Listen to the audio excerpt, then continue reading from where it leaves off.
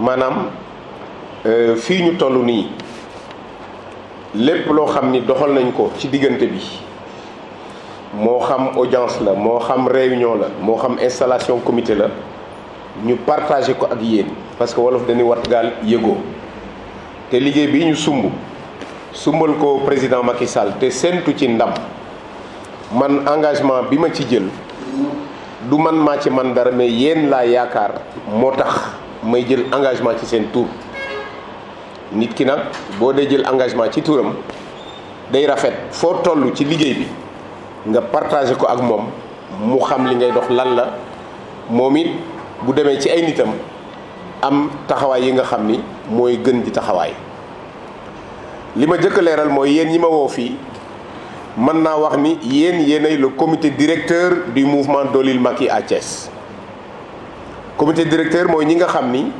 en réalité ñooy bopp bi ñooy doxal mouvement bi parce que kenn ku nekk ci yéen mi ngi ak mbooloo mu takku ci ginnaawam mu ñëw teewal mbooloo kon lii ñu def nii su ngeen delloo da ngeen ko war a def tamit ci seeni nit moo xam da ngeen di def tournée wax ak ñoom moo xam da ngeen di woo responsable yi ci seeni kër waxtaan ak ñoom mais devoir de restitution war na leen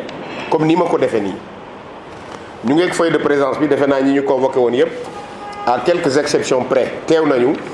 kon ñu ngi leen di sant ci loolu bu ñu paree ci information dinañu waxtaan ci loo xam ni nag moo xew muy élection yi nga xam ni ñi ngi war a am le 31 juillet 2017 le 30 pardon loolu xam ngeen ni yegsi na parce que nous sommes aujourd'hui le 7 juillet campagne électorale bi mi ngi war a démarrer le 9 donc fileeg 2 jours kon luy jot na ginnaaw dee ni ko olof waxe kon deuxième point bi ñu war a waxtaane mooy élection yi mooy campagne électorale yan taxawaay la ci mouvement Doolil Macky war a am naka la ñu war a mën a organiser woo ak ñi nga xam ni ñoo fi nekkal fi Macky Sall loolu mooy deuxième point bi ñu war a waxtaane beneen point bi ci mujj mooy li ñuy wax divers mooy kenn ku ne boo amee xalaatu ci li ñu war a waxtaane te bokkul ak lii ma wax nii bu booba jotee da nga koy wax parce que mbooloo bu ñu waree gisee di waxtaan war a am concertation seen diggante ki jiite mbooloo mi jombul xalaat na poñ yi ñu war a waxtaane mais jombul keneen ci mbooloo mi ku am même dayo bi président bi ku am même responsabilité président bi xalaat na ni war na am yeneen ponk yu ñu war a waxtaane yu dul yi bu boobaa ci divers bi mu dugal ko ñu waxtaane ko ñetti points yi daal moom laa leen proposé pour ñu waxtaane bu fekkee d'accord ngeen ci ñu tàmbali bu fekkee am na beneen point bu ngeen bëgg ñu dugal ko ci soog a tàmbali waxtaan. defe naa su kenn waxul dara mel na ni ordre du jour bi ma proposé nit ñi ànd nañ ci. premier point bi mooy information maanaam yëgal leen ba ñu gëjee jokkoo ak léegi parce que ay la yowén foofu aussi dinaa ci baalu àq tuuti lii sama devoir nekk sama responsabilité mooy kenn ku nekk ci yéen waruma toog ñaari ñetti fan ñeent wala une semaine yoo xam ni jokkoowuñu loolu bu fekkee noonu la amee jaaduwul warul li ma leen di ñaan rek mooy ngeen def preuve de compréhension xam ni kii nga xam ni moom ngeen àndal di liggéey dafa am liggéey yoo xam ni moo jiitu activité politique bi muy liggéeyu profession mu nekk liggéey bu metti liggéey boo xam ni responsabilité bu rëy la parce que lu toll ni centre de Thiès ak lu toll ni suufu Thiès ak lu toll ni conservation foncière bu Thiès bu ñu la ko dénkee di séentu ci yow liggéey bu méttee métti donte dugg nga politique sax mais warul yàq dara ci liggéey boobu loolu bokk na ci li ñu xañ jot ba ñu war di jokkoo ak yéen di saafonte ak yéen niñ ko bëggee ak saa yu ñu ko bëggee terewul nag wax naa ni ku ma jéem a joindre boo ma jotul jokkool ak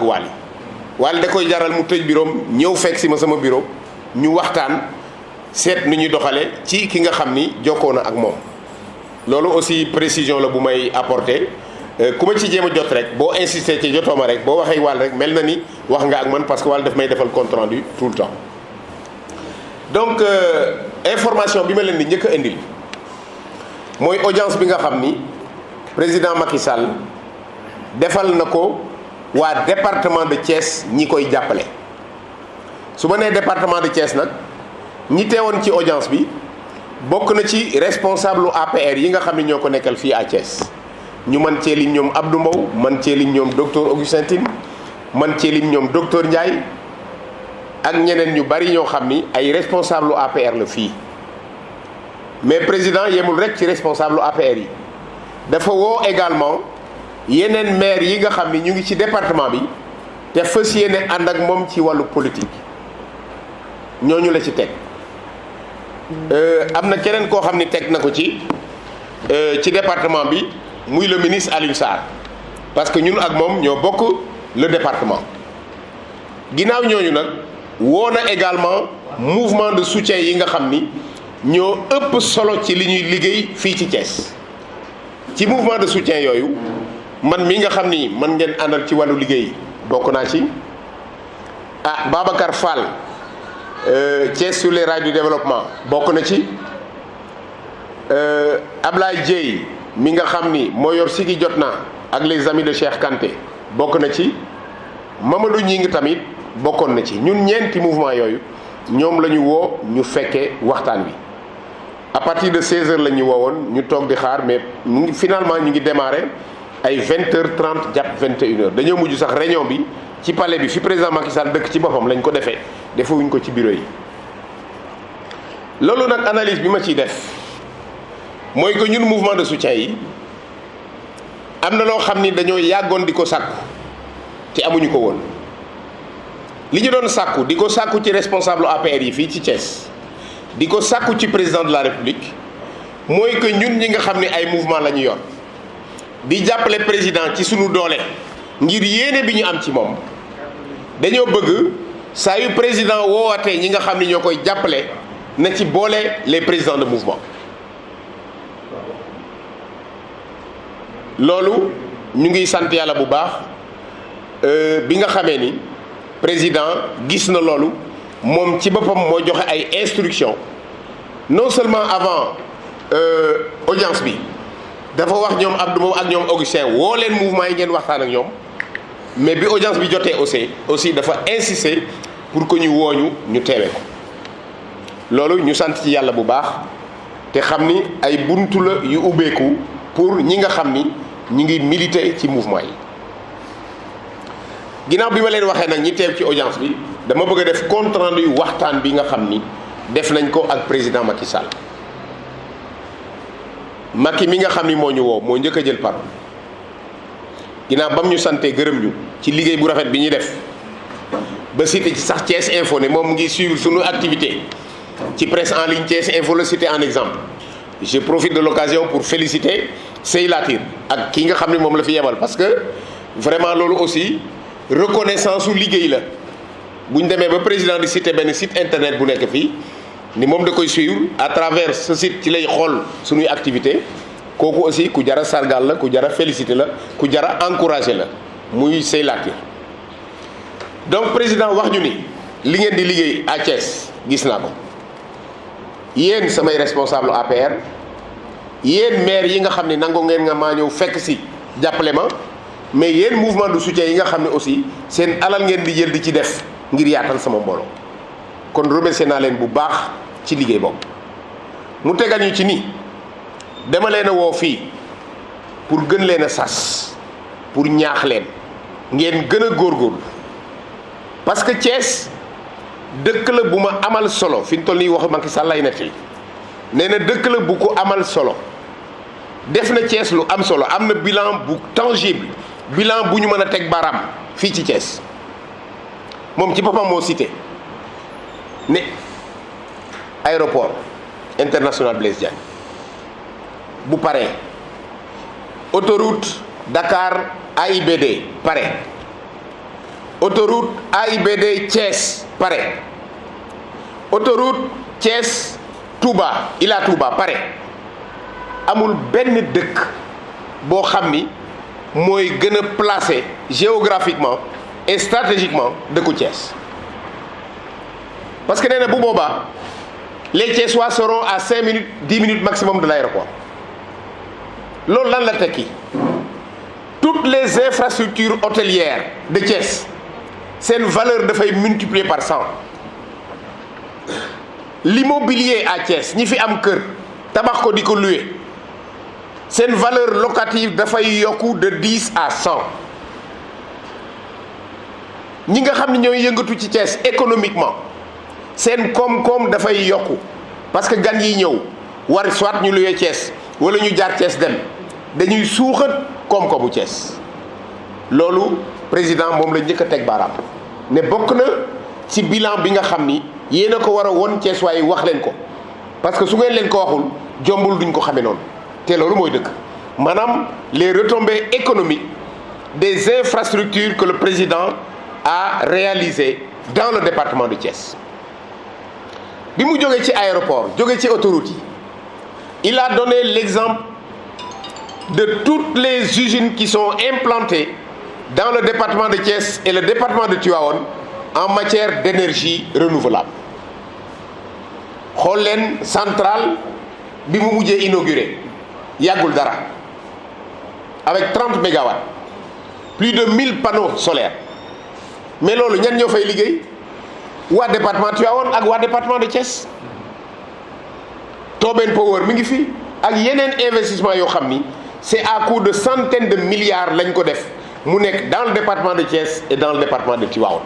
loolu également bokk na ci bilan bi nga xam ni président Macky Sall wax na ko te loolu du moom sax moo ko war a wax ñun ñii ñoo ko war a wax.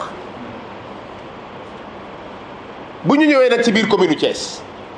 li fi am comme investissement man de xaw ma keneen waaye ñun waa impôt demeeruñu parce que li ñu am fii c'est un palais wër leen Sénégal ba mu daj amul benn service su impôt woo xam ni am na immeuble bu mel nii nga xam ni fa la ñu war a tox ñun. jombul sax man mii di wax ak yéen man maa ko terrassé la fa nekkoon maa ko daaneel tàmbale liggéey bi bu sottee ba mel nii war nañ ci sant yàlla bu baax même buñ ko inauguré wul aussi mu fekk ñu feneen ci sunu bilan la bokk. loolu lu am solo la te avant loolu xool leen tribunal ni mu ko defaraatee dem leen université bi ñuy soog a samp université dañ doon àbb ay chambre di ci def ay salle de classe xool leen ni mu mel tey xool leen ISEP bi nga xam ni Sénégal ba mu daj Thiès la ko njëkk a implanté ISEP boobu ay réewu bitim réew ay tubaab sax ñu ngi ñëw fii di jéem a jàng ci ñun xalaat ak xereñ bi ñu am pour créer ay instituts yu mel noonu parce que lu am solo la xam ngeen ni njàng ñu bëri dañoo yaakaar ni buntu la pour nga liggéey wax nañ dëgg mais jàng yem ci rek am diplôme am bac am licence am maîtrise loolu xam-xam théorique la lay jox mais du la jox xam-xam pratique bu la mën a permettre nga liggéey loolu moo tax président xalaat ni fi nga xam ni moo xaw a jafeñ ci ñu bari mooy jóge ci bac dem université ñi amul chance su dem université te am bac war nañ leen a créer école boo xam ni dinañ leen tàggat ci ay métiers yu bari ba bu ñu ci jógee mën a wuti liggéey am ko loolu mooy ISEP te Thiès la ko njëkk a samp ñu ngi koy samp ci yeneen région mais Thiès lañ ko njëkk a samp xool leen école nationale des sapeurs pompiers ñu ngi koy tabax booy génn Thiès fi rek dem Tivaouane ak yeneen infrastructure yu bari yoo xam ni président def na ko fii à Thiès kon nag wax dëgg yàlla kenn mënta wax ni président investirul à Thiès boo méngalee li mu fi def ak li ñu doon wax les chantiers de Thiès yoo xam ni nag turu chantier de Thiès dindi nañ ko les chantiers de l'émergence la ñuy wax parce que moom moo ko yeggali xool leen l'auditorium une salle de plus de 1000 places boo xam ni wax dëgg yàlla dëkk yu ko am bariwul yu mel noonu nag la ñu président wax ni na ngeen waxtaan ak waa Thiès wax leen ni man def naa Thiès lu am solo te damay soog a door li may waajal Thiès su ma waa Thiès jàppalee bu ñu àndee ak man moo ëpp fuuf la ma fa def loolu rek motif la pour que ñun ñëpp ñu gën a laxasaayu gën a góorgóorlu jox nag président Macky Sall majorité à l'Assemblée nationale te mbéy ci sa weewu tànk majorité boobu bu ñu koy wax nañu fexe ba à Thiès ñaari député yi nga xam ni moom la ñu président proposé ñu fexe ba liste boobu gagné dans le département de Thiès loolu lu am solo la ma fàttali leen ni le DG de la Poste sama xarit Siré Dia moom le président tànn pour mu jiite la liste départementale teg ci une dame du nom de Fat Ndiaye bu dëkk Touba Toul ñooñu ñooy sunuy candidat ñu teg ci nag ñeneen ñoo xam ni ay suppléants lañu ak ay suppléants ñooñu ñoo constitué sunuy candidat mais encore une fois li may tàmm rek di wax élection yi bu ñu xool ni bu ñu wotee Siré Dia mooy doon député tax ñuy am sikki saaka déedéet parce que tànn dafa metti tànn boo gis rek ànd na ak bàyyi bu amuloon kon du ñu wax tànn kon ñëpp ngay jël mais boo nee tànnal rek maanaam da ngaa jukki dara am loo fa bàyyi day metti nag parce que ña ngay tànn ci ñi ngay tànn bu ñëpp yemee ci yow te nga jël ci kenn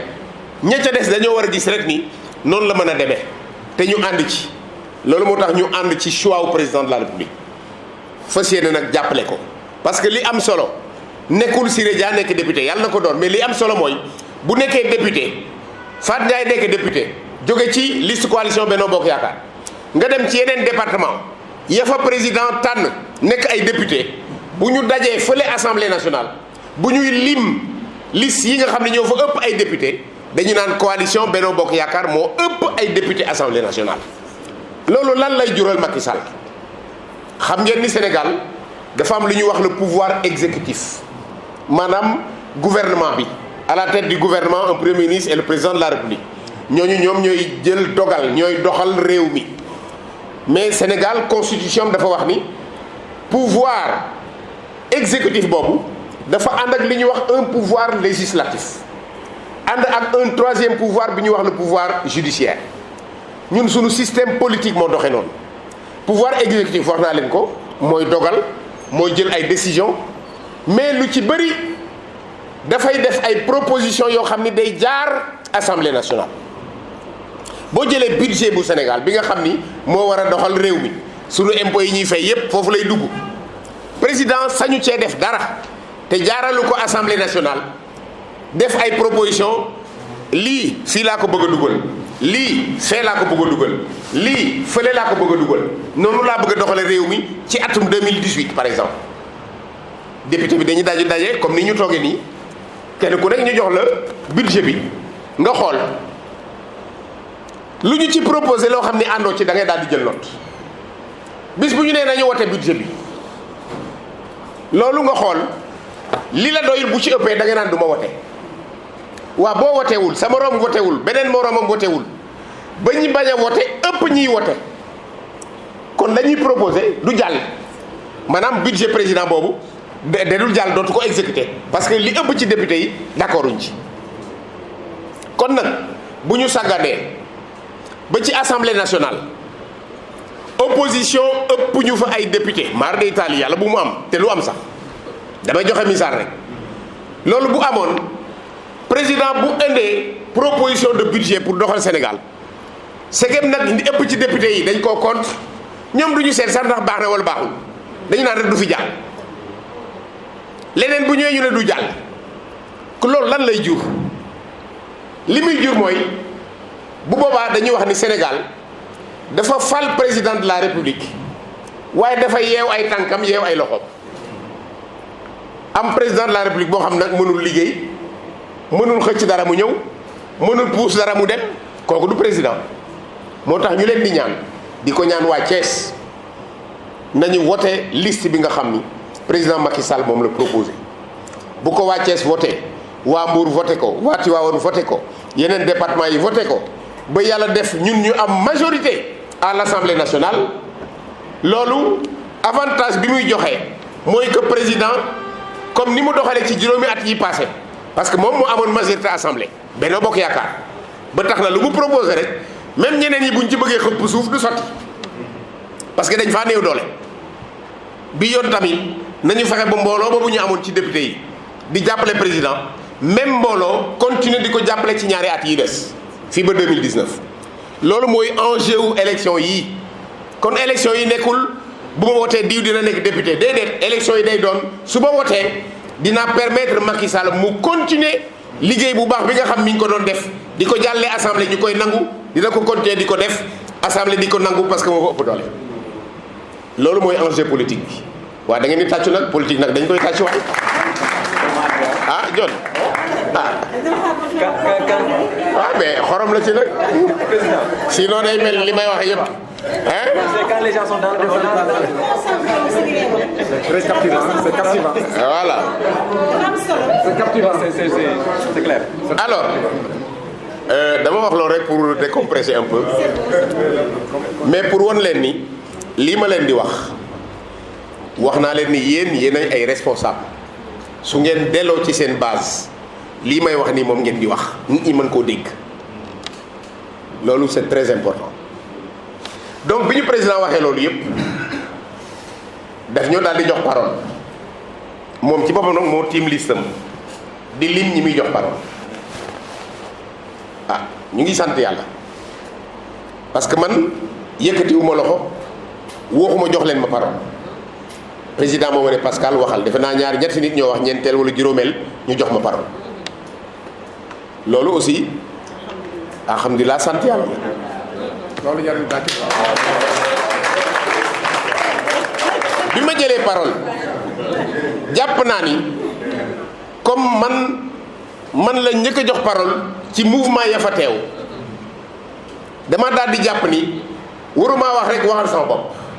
waaye war naa waxal mouvement yi moo tax ba ma sante yàlla sant président de la république ci ni mu ñu boolee fi ma gën a ne duut baram bokk na ci ma ne président yow day ay la yowén am nga ay jàmbaar yu lay jàppale à Thiès di la liggéeyal mooy ñu nekk APR am nga it ay maire yu bari yoo xam ni rallié nañu fekk si la ci sa politique di la jàppale waaye bu ñu jëlee commune Thiès ak département bi am nga ci ay jàmbaar yoo xam ni ñoo solal seen bopp seen dàll di génne seen moyen bopp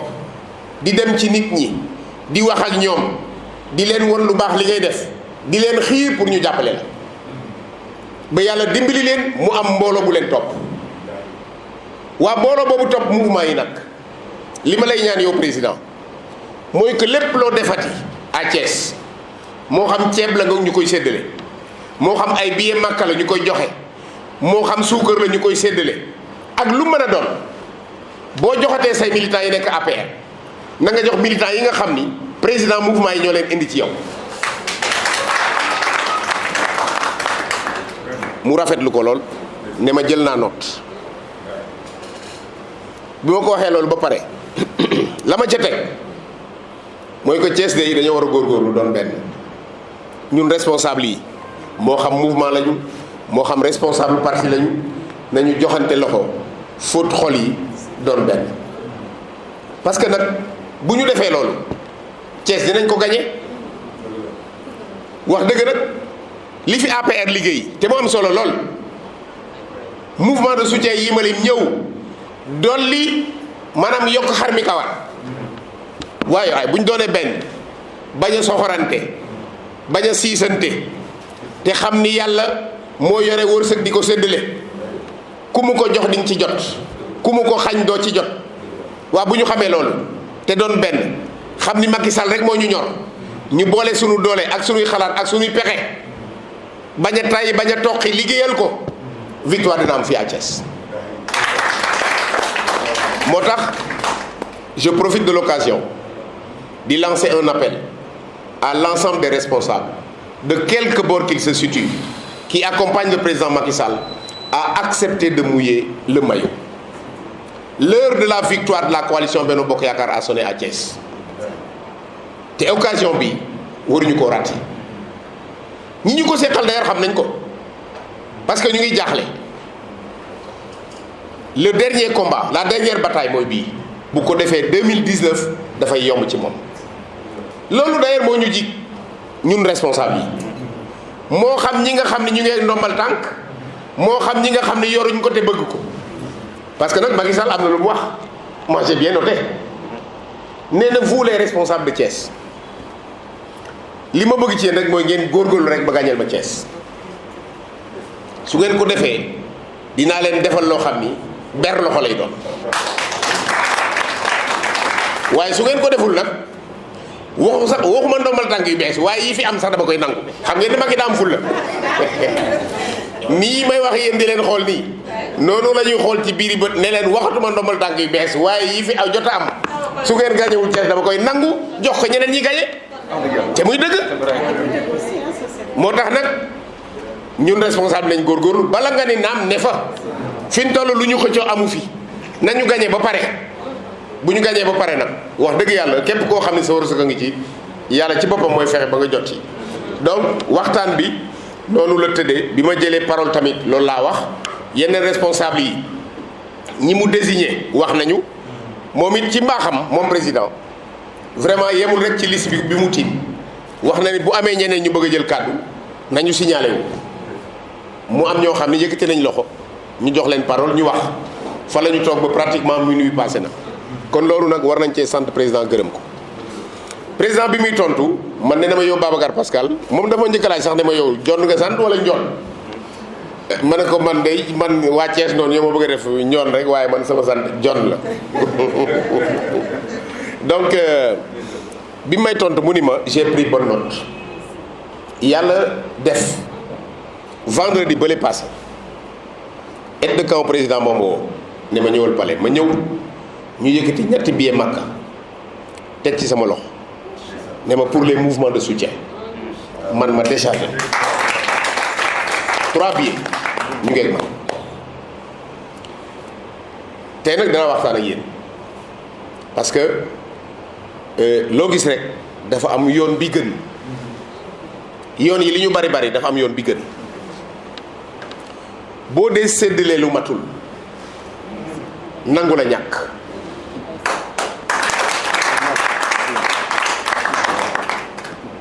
njiit pour nga mat ko. président yu mouvement yu ngeen dégg ci presse bi ñuy ñaxtu lu tax woowuñ leen am na yeneen responsable APR yoo xam ne ñaxtu nañu lu tax woowuñu leen naam wax nañ dëgg sax parce que président yéeneem mooy buy wax na wax ak ñépp ñi koy jàppale ñépp ñi ànd ak moom mais nag loolu matériellement dafa mënul nekk. ànd boo gis yoon yaatawul ni àdduna yoon benn xàll la rek day am ku jiitu am ku topp am ku topp loolu noonu lañ ko war a gisee kon ku ñu woowul rek na nga xam ni c'est pas parce que ñi ñu woo ñoo la gën wala ñoo la man déedéet mais xëy na daa tëdd noonu rek ñi ñu woo tamit am modestie ak simplicité xam ni du seen ngóor a xëy na jël ñii bàyyi ñii rek daa mënta ñàkk moo tax loolu am. looloo tax man fi léegi ay fan yu néew incha allah dinaa woo président mouvement yi fii waxtaan ak ñoom won leen ni waxtu bii ñu toll nekkul waxtu xiiroo ak ŋaayoo dafa nekk waxtu doon benn dafa doon waxtu yëkkatandoo di tegandoo dafa doon waxtu bokk xalaat bokk yéene ki nga xam ni moo ñu doy ñu tànnal ko suñu bopp ñu sargale ko loolu jàppale ko loolu won ko ni ñun ànd nañu doon nañu benn te incha allah li nga bëgg fii ci dëkk bi dinañ xar suñu tànk tubéy pour loolu am. loolu vraiment dinaa ko def donc bu jàllee audience bi beneen information bi ma leen war a jox mooy que président ci ndaje boobu def ñoo sas ne leen bëgg naa ngeen gagné Thiès mais fi ma gën a soxal ci Thiès muy Thiès Ouest su ngeen gagnéwul feneen it gagné leen ma Thiès Ouest da ko waxee noonu rek yéene mooy ñu gagné fu ne mais daf ñu bëgg a wax ni Thiès Ouest localité la boo xam ni ñor na ko xam ngeen lu tax war ngeen a xam lu tax lu tax gis nga Thiès Ouest ñun responsable ya fa nekk man mënumaa wax sax Thiès Ouest laa nekk parce que man fu ne maa nga fa yéen ñii fi ngeen nekk rek foofu laa ne te am nañu ouest am nañu est am nañu nord mais sama kër ci Thiès Ouest la nekk loolu tax ñu boole ma foofu ma yëgal leen ni Thiès Ouest boobu sos boobu sas boobu nga xam ne président jox nañu ko moo tax bi ñu ñibbisee rek dañoo daal di waxtaan woote ndaje pour installer le comité électoral de Thiès Ouest def nañ ko bërki démb ñu jiital ci docteur Ndiaye sama xarit ma di ko féliciter au passage di ko encourager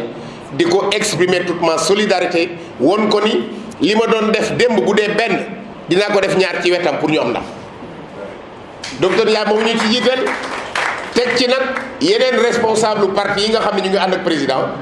teg ci aussi mouvement de soutien yi man mii poste bi ñu ma jox mooy le chargé de la communication loolu moo tax bu ngeen ko seetloo démb def naa une conférence de presse rajo yi wax nañ ko surtout Thiès Info aussi wane na ko il faut être moderne il faut ngeen di suivre nag les sites internet téléphone ku ko am léegi bu la neexee nga am connexion ngay wax ci sites yi di ci commenter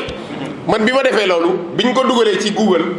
am na ay yeneen parti opposition yu bari yoo xam ñu ngi may sànni ay xeer yéen yi nag yéen a war di tontu ñooyu nag man taluma tontu wante man ku ma sànni xeer rek dafa wane ni yaa ngi sama ginnaaw koo nekkul ci kanam du la sànni xeer am de ki lay sànni xeer kay da ngaa ne ci kanamam moo tax mu lay sànni xeer yéen ñi nga xam ne nag yéen a ma dar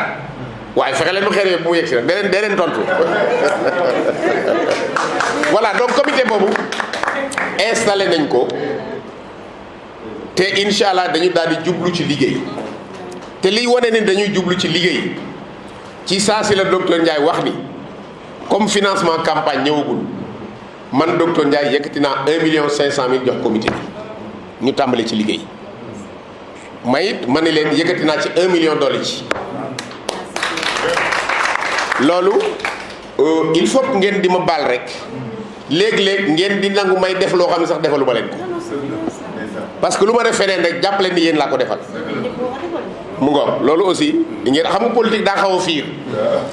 responsable mën naa toog ci ruq dégg ni joxe naa 1 million bërëb sangam fekk 10 la ma soxla 200 000 joxuma ko mu ne Pascal daf may foto kii daal teguma fenn nem fee di maye 1 million te man ma ko 200 000 mënu ci dara defu ci dara loolu il faut ngeen xam ni lépp lu ma joxe feneen rek ci seen tur laa ko joxe parce que résultat bi muy jur yéen a koy jëriñoo ma bëgg ngeen gisee ko noonu donc yeneen comité yi dinañ leen installer li ma bëgg nag mooy bu ñu installer yeneen comité yi muy Nord madame Mbacké yow defe naa nit ñi commencé nañoo fu ngeen ko déggee man aussi information bi ma am dinaa leen ko jox parce que damaa bëgg ngeen dem ci rencontre yooyu ku ci dem aussi woo ci sa mbooloo parce que foofu xam ngeen politique ni muy doxee fii rek bu ñu wootee ci salle bii tey madame Mbacké nga am fi ñeent fukki nit booy jóg rek yuuxu yeeg tàcc yéen naan kee ko yor poste boo ci laaj ñu jox la ko ma bëgg nag loolu aussi ngeen bàyyi ko xel parce que nag aussi boo ci bokkee da nga ciy saf mais bokk naa ci te kenn du la ci gis doo ci def doo ci wax doo ci dindi boobu bokk day des moo tax ma bëgg ngeen bokk ci comité électoraux yi ñuy installé aussi bien au niveau des communes qu'au niveau des centres de vote parce que centre de vote bu nekk dinañ ko installer un comité électoral ma bëgg nag ngeen bokk ci tey déjà ñu ngi installé bu centre école bi nu mu tudd Malick Kayre tey lañ koy installé am na ñu ma wax pour ñu dem ci pour jéem a bokk mais yéen ñeneen ñi calendrier bi dinaa leen ko wax bu ko defee ngeen di mobiliser seen nit mën a dem man di bokk ci comité yooyu ñuy installé loolu pour man c'est très important et politiquement c'est stratégique aussi voilà bu loolu jàllee def nañu réunion des plénipotentiaires maanaam ñi nga xam ni nag ñoo war a ŋànk liggéey bi ci biir commune bi dañ cee sempi ñenn woo leen bii ñu dajee bokk waxtaan ak ñoom Siré Dia mi nga xam mooy sunu candidat ak ñeneen ñi waxtaan bi it comme lu demee li rek la naka la ñuy def ba vraiment assurer sunu victoire waxtaan nañ ba déggoo ci Siré Dia jël na foofu engagement ne communes yëpp les 15 ou 16 communes bu ci nekk dina ko jox 1 million ak leneen loo xam ne vraiment am nañu daal vraiment espoir que dinañu teg ay jalons yu am solo pour faire une bonne campagne mais également pour gagner les élections président nee nañu seeni campagne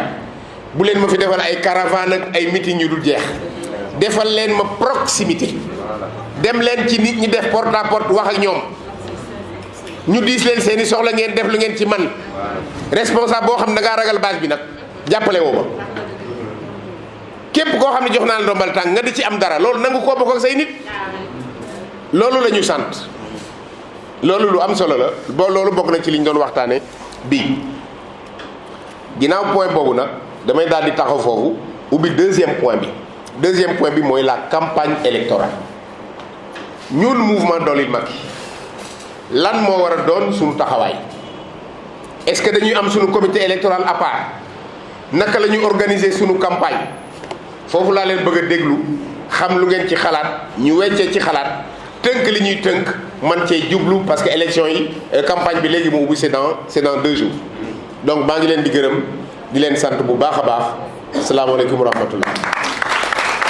avant Pascal jamonoy Ablaye Wade Iba Der Thiam moo ma njëkk a seet si yóbbu ma kër Abdou Fall recevoir ma bañ Pascal bi ba recevoir la ma waxoon Iba Der laa ko wax lan moo tax ma ànd ak Idrissa Seck li mu def Thiès kenn defu ko fi moo tax ma ànd ak moom te gis naa Pascal def lu raw li Idrissa Seck def moo tax ma bàyyi Idrissa Seck ñëw ci Pascal di ànd ak moom ni ma nekkoon ci kanamu Idrissa Seck di xeex à Médina Fall noonu laa continuer di ko def ci kanamu Babacar Pascal parce que man du ma ànd ak ragal gis nga zone boobu ngay wax ci taatu école ki topp ci moom dinaa la fa boole nga ni mouvement bul ragal nag waaw parce que ñoom xam nañ ma bu baax barki démb bi nga ñëwee koñ ba ma def discours jaar naa si bureau recevoir nan ma xam naa suba dinañ ma recevoiraat loolu nga bëgg mais coolul ok ñu dugg ci débat bi bon ñu ngi lay remercier bu baax mais man avant ma lay remercier damay remercier Waly gis nga Pascal Waly mii ku jara gërëm la ku dara jàpp la saa yu ma naree xaddi moom moo may téye parce que man mooy loolu yow xam nga ma waaw mi ngi liggéey bu am solo te doo ko yëg chaque fois même bu dul réunion leer na yàlla mi ngi woote nit ñi di leen sensibiliser di leen encourager di leen waxtaan des fois mu wax la loo xam ne sax ni Pascal moo ma wax lii mais da ngay xam ne day rafetal